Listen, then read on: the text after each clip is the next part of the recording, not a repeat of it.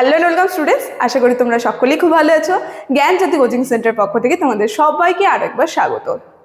তো আমি মীরা ম্যাম, আমি আজ তোমরা যারা যারা কোচবিহার পঞ্চম বর্মা ইউনিভার্সিটির আন্ডারে পড়ছো, তোমাদের সেকেন্ড সেমিস্টার মেজর আর মাইনর পেপার যে বেঙ্গলি সিলেবাস রয়েছে সেখান থেকে আজ যে বিষয়টি নিয়ে আমি আলোচনা করবো, খুব সুন্দরভাবে দেখো স্ক্রিনে দেওয়াই আছে।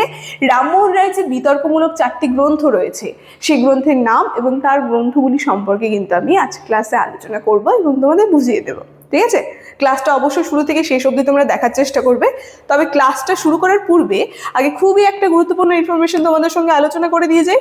তোমরা যারা যা ভাবছো এই সেমিস্টারে আমাদের সঙ্গে অনলাইন ক্লাস বা নোটসের জন্য যোগাযোগ করবে, তাদেরকে বলে দিই, এখানে দেখো নিচে দুটি নাম্বার দেওয়া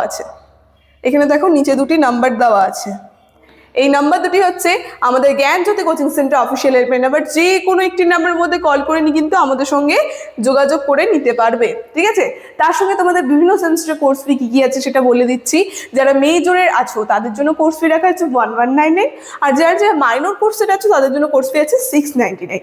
আর আমাদের কোর্সে তোমরা অ্যাডমিশন যে সুবিধা তোমরা পাবে সেটা হচ্ছে এখানে তোমরা live classes, recorded classes, high কোয়ালিটির নোটস, তার সঙ্গে পাবে তোমরা 100% কমন সাজেশন।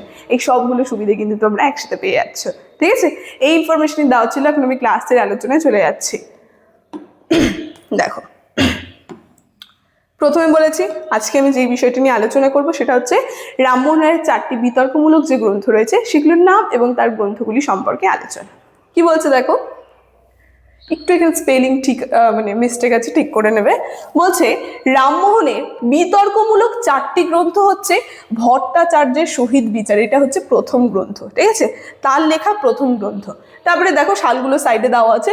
তারপরে দ্বিতীয় হচ্ছে গোস্বামীর শহীদ বিচার, তৃতীয় হচ্ছে কবিতাকারের শহীদ বিচার, চতুর্থ হচ্ছে সমরণ বিষয়ক প্রবর্তক নিবর্তক সংবাদ। ঠিক আছে, এই টোটাল এই 4টি গ্রন্থ কিন্তু তিনি লিখেছেন। ঠিক আছে, তার বিতর্কমূলক 4টি গ্রন্থের মধ্যে পড়ে।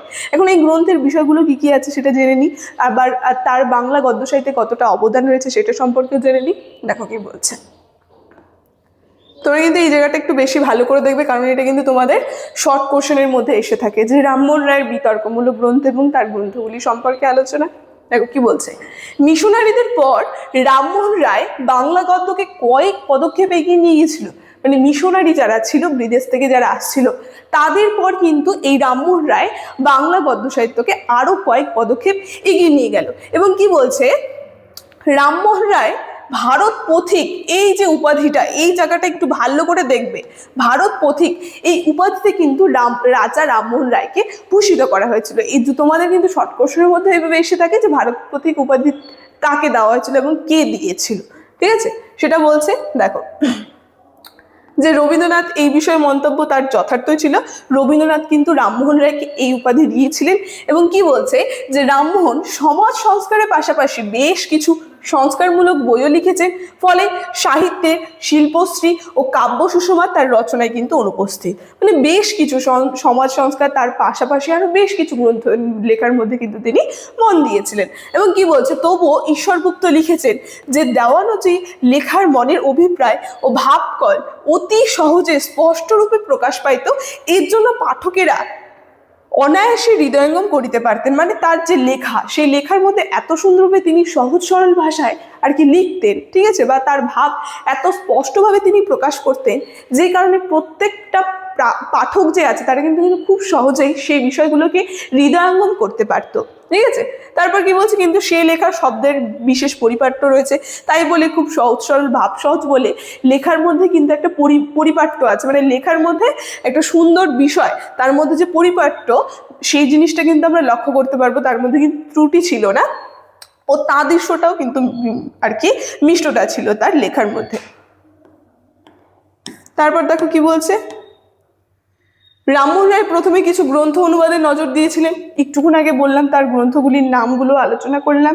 যেখানে অনুবাদমূলক গ্রন্থ হচ্ছে বেদান্ত সার, তারপরে বেদান্ত গ্রন্থ, এই গ্রন্থগুলো কিন্তু তিনি লিখেছিলেন অনুবাদকমূলক গ্রন্থের মধ্যে। এই সব অনুবাদের মধ্যে দিয়ে তিনি বাঙালিকে একটি ব্রাহ্ম ধর্মের প্রতি আকৃষ্ট করতে চেয়েছিল। তাই বলে কিন্তু তাকে আমরা কখনোই ধর্মীয় গোড়ামি বলতে পারবো না, সেই বিষয়টা দেখো এখানে বলছে। তবে তিনি কিন্তু ধর্মীয় গোড়ামি কিন্তু কখনোই ছিলেন না, তবে অনুবাদ কর্মের ভাষাকে সরল করে লেখার চেষ্টা কিন্তু তিনি করতেন।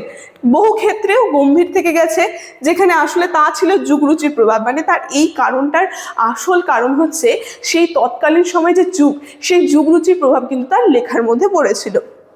এবং বলছি রামমোহন রায়ের গদ্য সম্পর্কে সুকুমার সেন কি বলেছেন, যে গির্জা ও পাঠশালার বাইরে আনিয়া বিচার বিশ্লেষণে উচ্চতর চিন্তার বাহন হিসেবে প্রথম ব্যবহারে লাগিয়া বাংলা গদ্যকে তুলিবেন আধুনিক পুরভূমিকায় সবচেয়ে শক্তিশালী ও মনস্তাত্ত্বিক ব্যক্তি যদি আমরা বলি, তিনি ছিলেন রাজা রামমোহন রায়। ঠিক আছে, তো বাংলা গদ্য সাহিত্যে তার কতটা অবদান এবং তার গ্রন্থগুলির নাম, তার বিষয়গুলো কি কি ছিল, সেই সম্পর্কে কিন্তু আজকে ক্লাসের আলোচনা আমার এতটুকুনি ছিল। আলোচনাটি আমি এখানেই শেষ করছি। ভিডিওটি শুরু থেকে শেষ অবধি দেখার জন্য থ্যাংক ইউ।